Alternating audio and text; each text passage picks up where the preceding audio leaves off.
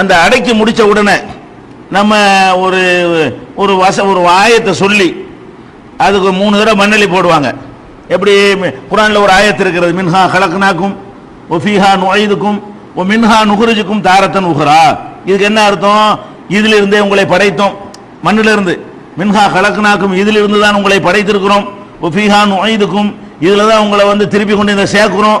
மின்ஹா நுக்ரிஜுக்கும், இதுல இருந்தா திருப்பி ஒருக்கா வெளியே கொண்டு வருவோம். உங்களை படைச்சது இதுல இருந்து, கொண்டை போட்டதும் இதுல இருந்து, திருப்பி உங்களை இதுல இருந்து எடுக்கிறதும் இதுல இருந்து தான் அப்படின்னு சொல்லி குர்ஆன்ல ஒரு வசனம் இருக்கிறது.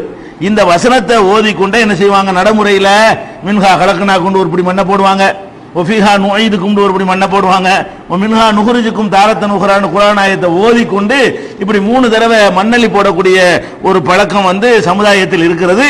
இதுக்கு ஒரு ஒரு ஹதீஸும் இருக்கிறது. என்ன இருக்குன்னு கேட்டா, இது முஸ்னத் அஹ்மதுல 21163வது ஹதீஸாக இப்படி நபிகள் நாயகம் ஸல்லல்லாஹு அலைஹி வஸல்லம் அவங்களுடைய மகள் உம்மு குல்சூம் இறந்த உடனே அங்க கொண்டே அந்த மாதிரி ரசூல் ஸல்லல்லாஹு அலைஹி வஸல்லம் அவங்க மின்ஹா கலக்னாக்கும் ஃபீஹா நுஈதுக்கும்ங்கற அந்த வசனத்தை ஓதினார்கள் என்ற ஒரு கருத்துப்பட இந்த ஹதீஸ் முஸ்னத் அஹ்மதுல இருக்கிறது. ஆனா இந்த ஹதீஸை பொறுத்த வரைக்கும் இது இட்டுக்கட்டப்பட்டது, பலவீனம் கூட கிடையாது. இட்டுக்கட்டப்பட்டது என்று ஹதீஸ்களை அறிஞர்கள் ஒரு மனதாக முடிவு செய்யறாங்க. ஏன் இட்டுக்கட்டப்பட்டதுங்கிறாங்கன்னு கேட்டா, இது அபூ உமாமாங்கிற ஒரு சஹாபி சொன்னதாக காசிம்னு ஒரு ஆள் அறிவிக்கிறாரு. இவர் ரொம்ப பலவீனமான ஆளு. அவர் சொன்னதாக அறிவிக்கிறார் அலி இப்னு யஸீத், அவரும் அதுக்கு மேல பலவீனமான ஆளு. அவர் சொன்னதாக அறிவிக்கிறவர் உபைதுல்லாஹ் இப்னு ஸஹர், அவரும் பலவீனமான ஆளு. இப்படி எல்லாம் பலவீனமா வந்தாங்கன்னு வைங்களேன், நிறைய பேர் அது இட்டுக்கட்டப்பட்ட ஒரு நிலைக்கு ஓடி போயிடும். அதனால ஹதீஸ்கள் ஒரு ஆள் வந்தாருன்னா பலவீனம்பாங்க, 2 வந்தா கூட பலவீனம்ன்றுமாங்க. இவரும் பலவீனம், இவரும் சரி இல்லாத ஆளு, இவர்கிட்ட இருந்து கேட்டங்கிறார், அவரும் சரி இல்லாத ஆளு, அவர்கிட்ட இவர் கேட்டங்கிறார், இவரும் சரி இல்லாத ஆளு. இப்படி எல்லாமே சரியில்லாத ஆளா இருந்தா இது ஒரு செட்டிங்கா இது நடந்திருக்கிறது, இது நடந்த சம்பவமா தெரியலன்னு சொல்லி இதை எல்லாரும் நிராகரிச்சிடுறாங்க. அது போக அதுல இது இந்த வசனத்தை ஓதுறதுல இது ஒரு விஷயம். 2வது கருத்து வேற தப்பாவுது, அர்த்தம் தெரியாம ஓதிட்டு போயிடுறோம். மின்ஹா கலக்னாக்கும், இதுல இருந்தா உங்களை படைத்தோம், நீங்களே படைச்சிய, இது அல்லாஹ் நம்மள்ட்ட சொல்றான். அல்லாஹ் நம்மள்ட்ட என்ன செய்யறான், இதுல இருந்து உங்களை படைத்தோம்னு சொல்றான். நம்ம மண்ணலி போட்டுக்கிட்டு இதுல இருந்து உங்களை படைத்தோம், இதுல இருந்து உங்களை வெளியேற்றோம்னா நம்ம என்னமோ படைச்ச மாதிரி இருக்குது. இந்த ஜனாசா இறந்து போனவரை அந்த அர்த்தம் அந்த இடத்துல சொல்ற கான்செப்டும் பொருந்தல, ஹதீஸும் சரியில்லை. அதனால அந்த ஜனாசாவை அடக்கும் பொழுது மண்ணலி போட்டுக்கிட்டு மின்ஹா கலக்னாக்கும் சொல்வதற்கு எந்த விதமான ஆதாரப்பூர்வமான செய்தி கிடையாது, இட்டுக்கட்டப்பட்டது தான் இருக்கிறது, இது சொல்லக்கூடாது. அதே நேரத்தில் மண்ணள்ளி போடுறதுக்கு ஹதீஸ் இருக்கிறது, இந்த சொல்றது தான் இட்டுக்கட்டப்பட்டது. மின்ஹா கலக்னாக்கும் சொல்லி ஃபீஹா நுஈதுக்கும் சொல்லி அப்படி செய்யறோம் பாருங்களேன். அந்த அந்த வசனத்தை சொல்வதுதான் தப்பே தவிர ஒரு 3 தடவை ஒரு 3 படி மண்ணள்ளி போடுவது என்பது நபிகள் நாயகம் ஸல்லல்லாஹு அலைஹி வஸல்லம் அவர்கள் செய்திருக்கிறார்கள் என்பதற்கு ஆதாரப்பூர்வமான ஹதீஸ் இருக்கிறது. அபூ ஹுரைரா ரலியல்லாஹு அன்ஹு அவர்கள் அறிவிக்கிற ஹதீஸ் இப்னு மாஜாவுல 1554வது ஹதீஸாக பதிவு செய்யப்பட்டிருக்கிறது. நபி ஸல்லல்லாஹு அலைஹி வஸல்லம் அவர்கள் ஸல்லா அலா ஜனாஸத்தின், ஒரு ஜனாசாவுக்கு தொழுகை நடத்தினார்கள். சும்மா தா கபரல் மையித்தி, அந்த மையத்துடைய கபர் இருக்குல்ல, கபரு கிட்ட வந்தார்கள்.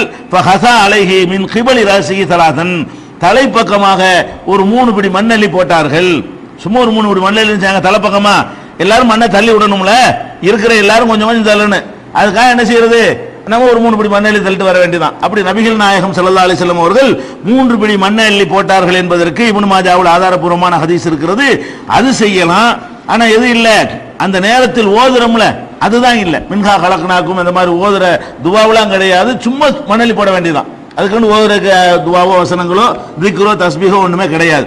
அதே மாதிரி இந்த ஜனாசாவை ஒரு ஆள் இறங்கிடுவாரு, ஒரு ஆள் ஒரு ஆள் 2 ஆள் மேல நிற்பாங்க, தூக்கி கொடுப்பாங்க. கீழே ஒரு ஆள் 2 ஆள் என்ன செய்வாங்க, நல்ல வெயிட்டான ஆளுக்கு வாங்குற மாதிரி ஆளுக்கு நிற்பாங்க. அப்படி இறக்கும் பொழுது அப்போ சொல்வதற்கு ஒரு துவா இருக்குது, சின்ன துவா தான், பெரிய கஷ்டமான துவாவெல்லாம் இல்ல. பிஸ்மில்லாஹி வ அலா சுன்னத்தி ரசூலில்லாஹி ஸல்லல்லாஹு அலைஹி வஸல்லம், அல்லாஹ்வின் பெயராலையும் அல்லாஹ்வுடைய தூதருடைய சுன்னத்து பிரகாரமும் இதை நான் செய்கிறேன். இந்த அடக்கம் பண்ற இந்த மெத்தட் எங்களுக்கு அல்லாஹ்வுடைய தூதர் சொல்லி தந்தது, அந்த முறைப்படி நாங்க செய்யறோம் அப்படிங்கிற ஒரு உறுதிமொழி கூட, சின்ன விஷயம். பிஸ்மில்லாஹி வ அலா சுன்னத்தி ரசூலில்லாஹி ஸல்லல்லாஹு அலைஹி வஸல்லம் அப்படிங்கிற ஒரு வார்த்தையை சொல்லணும். இது நபிகள் நாயகம் ஸல்லல்லாஹு அலைஹி வஸல்லம் அவர்களே நமக்கு கட்டளை இடுகிறார்கள். இதா வலாத்து மௌதாக்கும் ஃபி குபூரிஹிம், இறந்தவர்களை அவர்களுடைய கபர்களில் நீங்கள் வைக்கும் பொழுது ஃபகூலு, நீங்கள் எல்லாம் சொல்லுங்கள். பிஸ்மி வைக்கிறாங்க தான் சொல்லணும், நிக்கிற 50 பேர் சொல்லக்கூடாது. அந்த கீழே நின்று வாங்குறவர் மேல நின்று இறக்குறவங்க அதான் வைக்கிறவங்க. நம்ம எல்லாம் பார்த்துக்கிட்டு இருந்தோம்னா நம்ம சொல்ல தேவையில்லை. அதை வாங்கி வைக்கிறவங்க எப்படி வைக்கணும்? பிஸ்மில்லாஹி வ அலா சுன்னத்தி ரசூலில்லாஹி ஸல்லல்லாஹு அலைஹி வஸல்லம் என்று நீங்கள் சொல்லுங்கள். மூத்தாவை இறந்து போனவர்களை கபர்ல வைக்கும் போது சொல்ல வேண்டும் என்று நபிகள் நாயகம் ஸல்லல்லாஹு அலைஹி வஸல்லம் சொன்னது இப்னு உமர் வழியாக பதிவு செய்யப்பட்டிருக்கிறது. இது முஸ்னத் அஹ்மதுல 4982, 5115 ஆகிய ஹதீஸ்களில் இடம்பெற்றிருக்கிறது. இது ஒரு முறை.